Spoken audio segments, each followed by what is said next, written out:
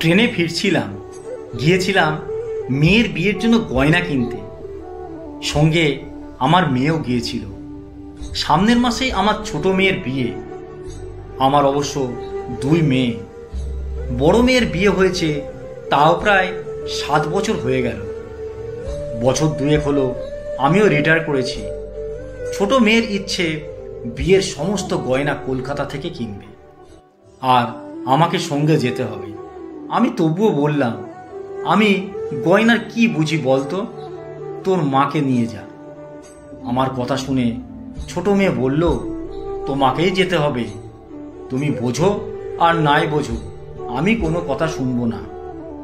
তবে এ ব্যাপারে আমার বড় মেয়ে অনেক আগে থেকেই বলেছিল, বোনের জন্য সমস্ত গয়না কলকাতা থেকেই নিও, তাহলে আমিও যেতে পারবো তোমাদের সাথে। আমার বড় মেয়ের বিয়ে হয়েছে বালিগঞ্জে। আমি আর আমার ছোট মেয়ে তাই আগের দিন সন্ধেই চলে এসেছিলাম বড় মেয়ের বাড়িতে। দুপুরে খাওয়া দাওয়া সেরে দুই মেয়েকে নিয়ে বেরিয়েছিলাম কেনাকাটা করতে। প্রথমে গড়িয়াহাট গিয়ে বিয়ের বেনারসিটা কেনা হয়, তারপর ওখান থেকে চলে যায় পিসিচন্দ্র জুয়েলার্সে। গয়নাগাটি কেনাকাটা করে দোকান থেকে যখন বের হলাম তখন 8:30 বেজে গেছে। বড় মেয়ে ওর বাড়ির দিকে রওনা দিল। আমি আর ছোট মেয়ে ওখান থেকে ট্যাক্সি ধরে হাওড়া চলে আসি। হাওড়ায় এসে দেখি 9:42 ট্রেনটা বেরিয়ে গেছে। পরের ট্রেন 10:10। ওয়েট করা ছাড়া উপায় নেই। রাত তখন অনেকটাই হয়ে গেছে। যাই হোক, 10:10 ট্রেনটা ধরি। ট্রেনের মাঝামাঝি একটা জেনারেল কামরায় উঠি। যখন ট্রেনে উঠি তখন ভালোই লোকজন ছিল। যাব 1 ঘন্টার বেশি রাস্তা, কটলাইন বর্ধমান লোকাল। আস্তে আস্তে ভিড়টা কমতে লাগলো। একটার পর একটা স্টেশন যত আসছে ততই কামরা ফাঁকা হতে লাগলো। অনেকক্ষণ থেকে লক্ষ্য করছি কিছুটা দূরে বসে আছে দুটি ছেলে। তার মধ্যে একজনের পেশিবহুল তাগড়াই চেহারা, বয়স 30-35 হবে, গুন্ডা টাইপের দেখতে, হাতে একটা বালা, মুখে রুমালটা বেঁধে রেখেছে। আমাদের দিকে বারবার তাকাচ্ছে। এই তাকানোটা আমার ঠিক ভালো ঠেকছিল না। ট্রেনের কামরা যখন ফাঁকা হয়ে গেল তারপর থেকে ভয়টা আরো বেশি করতে লাগলো। ওদের তাকানো দেখে আমার কেমন কেমন সন্দেহ হতে লাগলো। গয়নার ব্যাগটা আমি কোলের ওপর রেখে চেপে ধরে বসে আছি। মনে মনে আমি সাহস দেখানোর চেষ্টা করছি, ওদেরকে বুঝিয়ে দিতে হবে আমি ভয় পাই না। এদিকে আমার মেয়েও পাশে বসে আছে। আমার মেয়েও ব্যাপারটা বুঝতে পেরে আমাকে ফিসফিস করে বলল, বাবা, খুব একটা ভালো দেখছি না, ভয় করছে ভীষণ। দিদির কথা শুনলে ভালোই হতো। দিদি আজকের দিনটা থেকে যেতে বলেছিল, আর তুমি শুনলে না। চলো পরের কামরায় চলে যাই। এই কামরাতে একটাও লোক নেই, প্রাণে বাঁচতে পারবো না না হলে। মেয়েকে ভরসা দিয়ে বললাম, তাই করতে হবে, পরের স্টেশনটা আসতে দে, ভয় পাস না, মনে সাহস রাখ। হঠাৎ করেই ট্রেনটা সিগন্যাল না পেয়ে মাঝখানে দাঁড়িয়ে গেল। ধুধু মাঠ, কেউ কোথাও নেই, চারদিক অন্ধকার।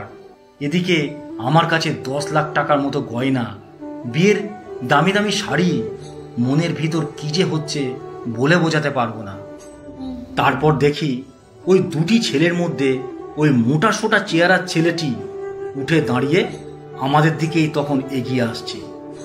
আমাদের কামরায় একটা লোকও নেই যে আমাদের সাহায্য করতে পারে। আমার মেয়ে ততক্ষণে ভয়ে জড়ো হয়ে আমার গা ঘেঁষে এসে বসেছে। চিৎকার করব না কি করব বুঝে উঠতে পারছি না। যা হবে হবে, মনে সাহসটুকু রেখেছি। তারপর ছেলেটি গুটি গুটি পায়ে এগিয়ে এসে আমার পা দুটো ছুঁয়ে প্রণাম করে বলে, স্যার চিনতে পারছেন? স্যার বলতেই তো আমি অবাক। আমি তখন মুখের দিকে ফ্যাল ফ্যাল করে তাকিয়ে আছি। স্যার চিনতে পারছেন না? আসলে না চিনতে পারাটাই কথা। আজ কতদিন হলো স্কুল ছেড়েছি, আমাদের মনে রাখার মতো কোনো বৈশিষ্ট্যই তো নেই। তবে স্যার একটু মনে করুন, আমাকে চিনতে পারবেন হয়তো। আমার ডাকনাম গদাই। আপনি গদা বলে ডাকতেন। গদা? গদা মানে তুই সেই গদাই? দেখেছ কি কাণ্ড! একদম চিনতে পারিনি। আমি স্যার আপনাকে দেখেই চিনতে পেরেছি। তখন অনেক লোকজন ছিল বলে কাছে আসতে পারিনি। আপনাকে কি করে ভুলি স্যার? স্যার মনে আছে আমি একটা খুব খারাপ কাজ করেছিলাম। দিনুর ব্যাগ থেকে একদিন 10 টাকা চুরি করেছিলাম। আমি চুরি করেছি এটা জেনেও সবার সামনে আপনি আমার নামটা বলে দেননি। পরে আমাকে আলাদা করে ডেকে বুঝিয়ে দিয়েছিলেন আমি ওই কাজটা ঠিক করিনি। আমাকে শুধরে দিয়েছিলেন। আপনি সৎ হতে শিখিয়েছিলেন, মানুষ হতে বলেছিলেন। পড়াশোনায় ভালো ছিলাম না, তাই লেখাপড়া বেশি দূর এগোয়নি। কিন্তু সেদিন আপনার সেই শিক্ষা ভুলিনি। গদায়ের কথাগুলো শুনতে শুনতে সেই 20 বছর আগে স্কুলের ছাত্রছাত্রীদের মুখগুলো যেন আবার একবার মনে পড়ে গেল। গদায় ঠিকই বলছে। চেহারাটা ভালো ছিল বলে আমি ওকে গদা বলতাম। গদা নামটা শুনে ও নিজে ফিকফিক করে হাসতো তখন। সেদিনের সেই গদায় আজ কত বড়, অথচ আমি চিনতে পারিনি। আমি নিজে থেকে জিজ্ঞাসা করলাম, কি করছিস এখন? স্যার একটা মারুতি ভ্যান কিনেছি, এখন ওই গাড়িটাই চালায়। বিয়ে করেছিস তো? না স্যার, বিয়ে করিনি। স্কুল ছাড়ার বছর 3 পর আমার বাবাও মারা গেল। আমার 2 বোন, আমি নিজে বোনেদের বিয়ে দিয়েছি। আর আপনি তো জানেন আমার মা যখন মারা গেল আমি তখন 6-এ পড়ি। তারপর তো বাবা আবার বিয়ে করলো।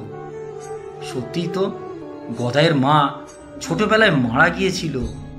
আরও সব কিছু যেন ছবির মতো পরিষ্কার হয়ে গেল। কত দিনের কথা আজ সব মনে পড়ে গেল। তাহলে এখন বাড়িতে কে কে আছে? আমি আর আমার মা। জানেন স্যার, কখনো মনে হয়নি উনি আমার সৎ মা। আমাকে খুব ভালোবাসে। আমি যত রাতেই বাড়ি ফিরি আমার জন্য জেগে বসে থাকবে। আমি বারণ করি কিন্তু শুনবেই না। বলে, তুই ছাড়া আমার কে আছে? আমিও আমার মাকে খুব ভালোবাসি। পরের মাসে মাকে নিয়ে হরিদ্বার যাচ্ছি। আপনারাও চলুন না আমাদের সাথে।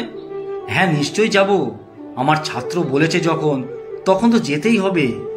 দূর থেকে মানুষকে দেখে অনেক কিছু ভুলভাল চিন্তা করে ফেলি। তারপর ভাবনাগুলো এলোমেলো হয়ে যায়। গদায় 1st, 2nd, 3rd কখনো হতে পারিনি। 1 থেকে 10-এর মধ্যেও আসতে পারিনি। তার দায়িত্ববোধ, কর্তব্যবোধ, শ্রদ্ধা, সম্মান, মায়ের প্রতি ভালোবাসায় প্রথম সারির অনেক ছেলেকেই পিছনে ফেলে সামনে এগিয়েছে। সব শিক্ষা কি বইয়ের পাতায় থাকে? জীবনের পাতায় অনেক শিক্ষা লুকিয়ে থাকে। কথাগুলো মনে মনে ভাবতে থাকি। এদিকে স্টেশন চলে আসছে দেখে গদাই বলল, স্যার নামবেন তো? সংবিত ফিরল গদায়ের কথায়। এক্ষুনি চলে এলাম। তোর সাথে কথা বলতে বলতে বুঝতেই পারিনি সময় কিভাবে কেটে গেল। স্যার ভারী ব্যাগটা আমার হাতে দিন, আমি নিচ্ছি ওটা। ট্রেন থেকে নামি। বাড়ি 8-10 মিনিটের হাঁটা পথ, তো হেঁটেই চলে যাব আমরা। গদাই বলল, স্যার 2 মিনিট দাঁড়ান, স্টেশনের কাছেই আমার গাড়ি রাখা আছে, আমি বাড়ি পৌঁছে দেব আপনাদের। না না, হেঁটেই চলে যাব। না স্যার, আমার গাড়ি থাকতে হাঁটবেন কেন? ভয় ভীতি দূরে সরে গিয়ে মনের ভিতর এক অন্যরকম আনন্দ হচ্ছে তখন। তারপর গদাই বাড়ি পর্যন্ত আমাদের পৌঁছে দিল। বাড়িতে ভেতরে আসার কথা বলতে গদাই বলল, স্যার বাড়ি তো দেখে গেলাম, পরে একদিন আসব। গদাই গাড়ি স্টার্ট দিতে শুরু করেছে। ঠিক সে সময় আমার ছোট মেয়ে বলল, দাদা একটু দাঁড়াও। তারপর বাড়ির ভেতর থেকে বিয়ের কার্ডটা নিয়ে এসে গদায়ের হাতে ধরিয়ে দিয়ে বলল, বিয়ের দিন সকাল থেকেই চলে এসো, আর কাকিমাকে সঙ্গে নিয়েই এসো। তোমার মতো আমার একটা দাদা থাকলে আমার আর চিন্তা কি? আজ থেকে তুমি আমার দাদা। দাদা ডাক শুনে গদাই যে কতটা খুশি, সেই খুশির ছাপ ফুটে উঠল গদাইয়ের চোখে মুখে। গদাই হাসি মুখে বলল, নিশ্চয়ই আসবো, বোনের বিয়ে বলে কথা, জীবনে এও এক অনেক বড় পাওনা। এমন সৌভাগ্য কতজনের হয়? পড়াশোনায় হয়তো গদাই ভালো ছিল না, জীবনাচরণের শিক্ষায় সে শিক্ষিত। এমন কত গদাই আছে, তারা আজও শ্রদ্ধেয় সম্মানে মাস্টারমশাই দিদিমণিদের অন্তর ভরিয়ে দিয়ে ভিতরটাকে নাড়িয়ে দিয়ে যায়। ভালো লাগাই নয়, ভালোবাসায় মনটা ভরে যায়। আমরা হয়তো ছাত্রছাত্রীদের সবসময় চিনতে পারি না, ছাত্রছাত্রীরা কখনো ভুলে যায় না স্যার ম্যাডামদের। গাড়িটা স্টার্ট দিয়ে সামনের দিকে এগোতে থাকে গদাই। সম্মানের আলাদা একটা সুবাস তো আছেই, তাতেই আজীবন ভরে থাকা যায়। মাস্টার মশাইদের জীবনে এটাই বোধহয় সবচেয়ে বড় প্রাপ্তি।